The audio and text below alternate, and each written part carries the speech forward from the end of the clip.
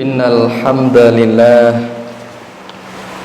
nahmaduhu wa nasta'inuhu wa nastaghfiruh wa na'udzu billahi min syururi anfusina wa min sayyiati a'malina. May yahdihillahu fala mudilla lahu wa may yudlil fala hadiyalah. Ashhadu an la ilaha illallah wahdahu la syarika lah wa ashhadu anna Muhammadan abduhu wa rasuluh. Allahumma salli wa sallim ala nabiyyina wa rasulina Muhammad sallallahu alaihi wa sallama wa ala alihi wa ashabihi wa man tabi'ahum bi ihsanin ila yaumiddin. Ya ayuhan nasu taqu rabbakumul ladzi khalaqakum min nafsin wahidah wa khalaqa minha zawjaha wa batha minhuma rijalan katsiran wa nisaa'a wattaqullaha alladzi tasaaluna bihi wal arham innallaha kana 'alaikum raqiba. Ya ayyuhalladzina amanu taqullaha haqqa tuqatih wa la tamutunna illa wa antum muslimun. Ya ayyuhalladzina amanu taqullaha wa qulu qawlan sadida yuslih lakum a'malakum wa yaghfir lakum dhunubakum wa may yuti'illaha wa rasulahu faqad faza fawzan 'azima. Amma ba'du fa inni usikum wa nafsi bi taqwallahil qaili fi muhkami kitabih faman kana yarju liqa'a rabbih fala ya'mal amalan salihan wa la yusyrik bi ibadati rabbih ahada. Ma'asyiral muslimin, jamaah salat Jumat rahimakumullah. Judul khutbah pada kesempatan kali ini adalah mengobati hati dari penyakit riya. Kaum muslimin, jamaah salat Jumat rahimakumullah, takwa adalah kata yang ringan untuk diucapkan, akan tetapi berat dalam timbangan dan amal perbuatan. Takwa tempatnya adalah di hati. Nabi sallallahu alaihi wasallam menunjuk ke dadanya 3 kali dan mengatakan, at-taqwa hahuna, at-taqwa hahuna, at-taqwa hahuna. Takwa adanya di sini, takwa adanya di sini, takwa adanya di sini, sambil menunjuk ke dadanya 3 kali.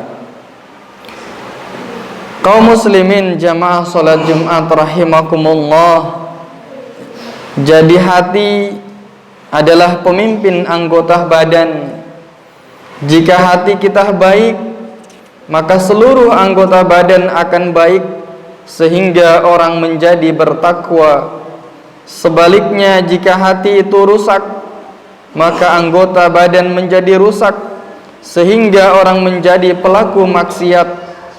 Maka marilah kita bertakwa kepada Allah Subhanahu wa ta'ala, yaitu melaksanakan semua kewajiban dan meninggalkan semua yang diharamkan, serta mencari bekal sebanyak-banyaknya untuk kehidupan akhirat. Allah Subhanahu wa ta'ala berfirman, A'udzubillahi minasyaitonir rajim. Yauma la yanfa'u malu wala banun illa man atallaha biqalbin salim. Yaitu di hari yang harta dan anak-anak laki-laki tidak berguna kecuali orang-orang yang dihisab oleh Allah dengan hati yang bersih dari kekufuran. Quran surah Asy-Syu'ara ayat 88 sampai dengan 89. Hadirin jamaah salat Jumat rahimakumullah. Oleh karenanya, mari kita perbaiki hati kita dengan menerapkan adab-adab yang diajarkan dalam Islam secara lahir dan batin. Kita obati hati dengan mengikuti ajaran Allah Ta'ala dan meneladani Rasulullah Sallallahu Alaihi Wasallam. Kita obati hati kita karena hati memiliki penyakit-penyakit yang tidak bisa diobati oleh para dokter. Penyakit-penyakit hati itu hanya bisa diobati dengan kesungguhan kita mengikuti perintah Allah dan sunnah Rasulnya. Ma'asyiral muslimin rahimakumullah, di antara penyakit hati yang paling berbahaya adalah riya, yaitu melakukan bentuk ketaatan agar dilihat oleh orang lain dengan tujuan mengharapkan pujian darinya. Menurut Imam Al-Hafiz Ibnu Hajar Al-Asqalani rahimahullah, riya adalah menampakkan ibadah dengan tujuan agar orang-orang melihat ibadah tersebut, lalu mereka memuji pelaku ibadah tadi. Imam Al-Ghazali rahimahullah mengatakan, pangkal dari riya adalah mencari kedudukan di hati manusia dengan memperlihatkan kepada mereka berbagai jenis kebaikan. Sedangkan menurut Al-Hasan Al-Basri rahimahullah, seorang tokoh ulama tabi'in mengatakan, pangkal dari riya adalah menyukai pujian manusia.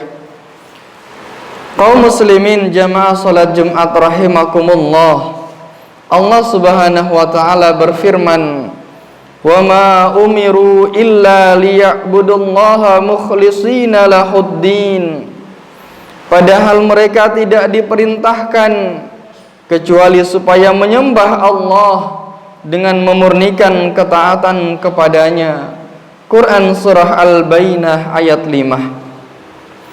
Kaum muslimin jamaah salat Jumat rahimakumullah, mari kita ikhlaskan niat selalu hanya karena Allah Ta'ala dan jangan sampai jatuh pada maksiat riya.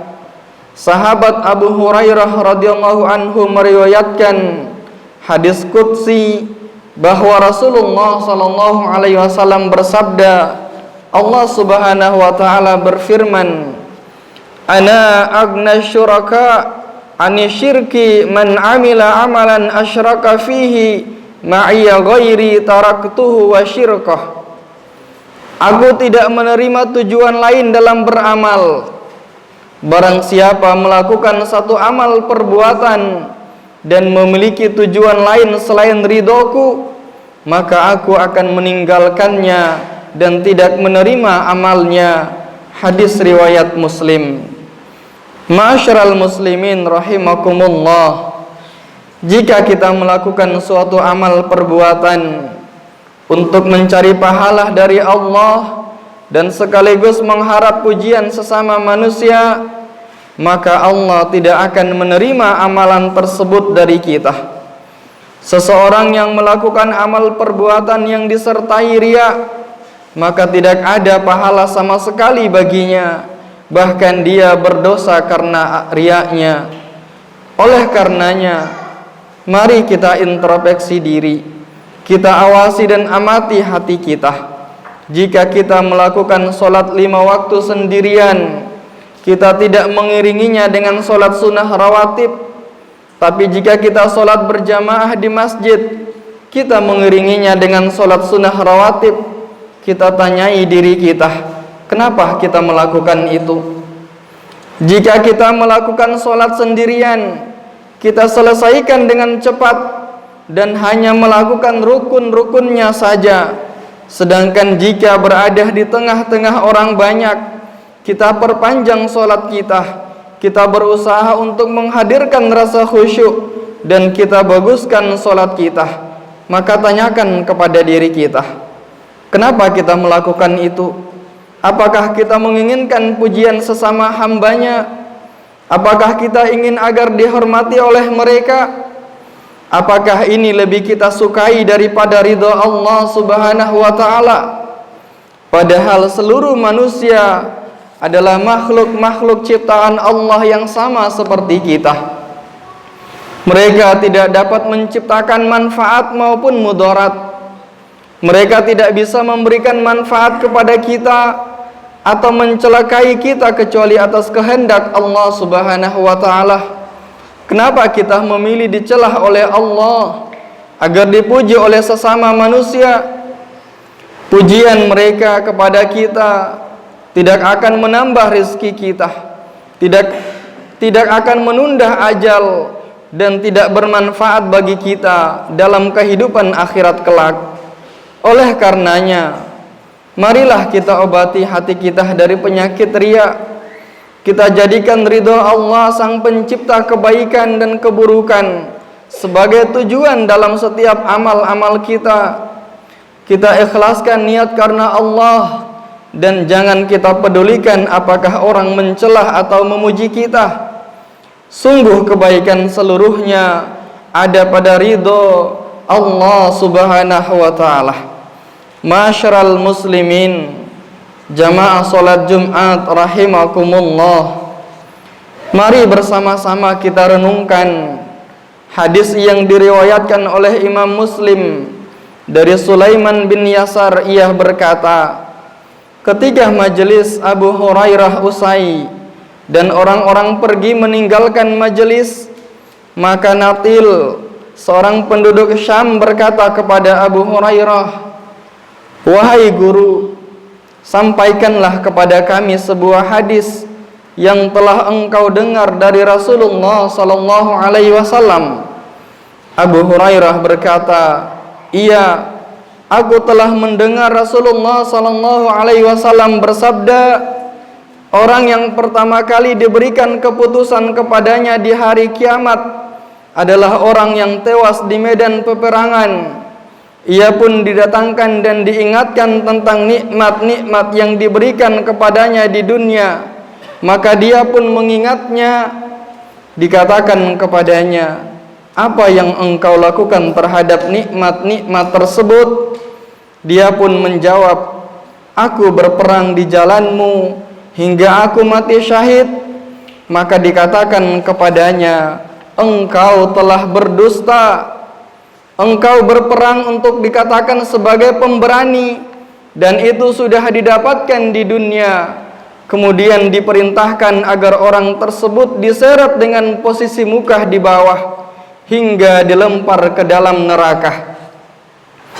Begitu juga seorang hamba yang telah mempelajari ilmu agama, mengajarkannya, dan rajin membaca Al-Quran, maka didatangkan dan diberitahukan nikmat-nikmat yang telah diberikan kepadanya. Maka ia pun mengingatnya.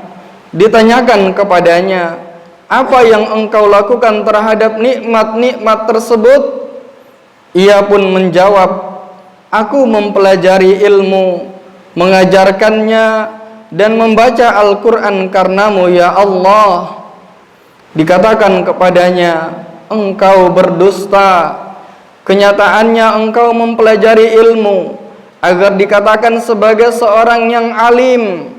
Engkau membaca Al-Quran agar engkau dikatakan pandai membaca Al-Quran, dan ini telah engkau dapatkan di dunia. Kemudian diperintahkan agar orang itu diseret dengan posisi muka di bawah sehingga dilempar ke dalam neraka. Begitu juga seseorang yang Allah lapangkan rizkinya dan Allah berikan kepadanya seluruh jenis harta, maka ia didatangkan, diingatkan tentang nikmat-nikmatnya, maka ia pun mengingatnya. Dikatakan kepadanya, apa yang engkau lakukan terhadap nikmat-nikmat tersebut? Ia pun menjawab, aku tidak meninggalkan jalan infak dan sedekah yang engkau anjurkan, kecuali aku berinfak hartaku untuk meraih ridhomu ya Allah. Lalu dikatakan kepadanya, engkau berdusta. Engkau lakukan ini agar dikatakan sebagai seorang yang dermawan, dan itu telah engkau dapatkan di dunia. Orang-orang menyebutmu sebagai seorang yang dermawan, kemudian diperintahkan agar orang tersebut diseret dengan posisi muka di bawah sehingga dilemparkan ke dalam neraka. Hadis riwayat Muslim. Ma'asyiral muslimin, jamaah salat Jumat rahimakumullah. Jika kita melakukan salat, maka kita lakukan karena Allah. Jika kita berinfak dan bersedekah, maka lakukan karena Allah. Jika kita perindah akhlak, kita lakukan karena Allah. Jika kita belajar ilmu agama dan mengajarkannya, maka lakukan karena Allah. Jika kita mengajar, maka lakukan karena Allah. Jika kita mentaati Allah, maka kita taat karena semata-mata ingin meraih ridhonya. Jika kita melakukan itu semua bukan karena Allah, melainkan karena tujuan-tujuan dunia, ingin dipuji, mendapat sanjungan manusia, maka sia-sialah umur kita dan alangkah ruginya waktu kita. Riya merupakan syirik yang tersembunyi yang sangat dikhawatirkan oleh Rasulullah sallallahu alaihi wasallam akan menimpa kita semua. Rasulullah sallallahu alaihi wasallam keluar menemui kami. Kami saat itu sedang saling mengingatkan tentang Al-Masih Ad-Dajjal.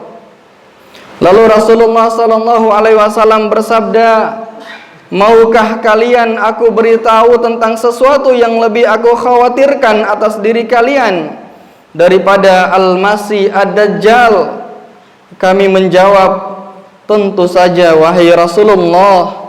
Rasulullah sallallahu alaihi wasallam bersabda, "Syirik yang tersembunyi. Seseorang mendirikan solat, kemudian dia memperbagus solatnya karena dia mengetahui ada orang yang melihat." Hadis riwayat Ibnu Majah. Hadirin jamaah solat Jumat rahimakumullah, demikianlah khutbah yang singkat ini. Mudah-mudahan bermanfaat bagi kita semua dan kita terhindar dari penyakit yang sangat berbahaya, yaitu penyakit riya. Amin ya rabbal alamin. Aqulu qawli hadza wa astaghfirullah li wa lakum fastaghfiruhu innahu huwal ghafurur rahim.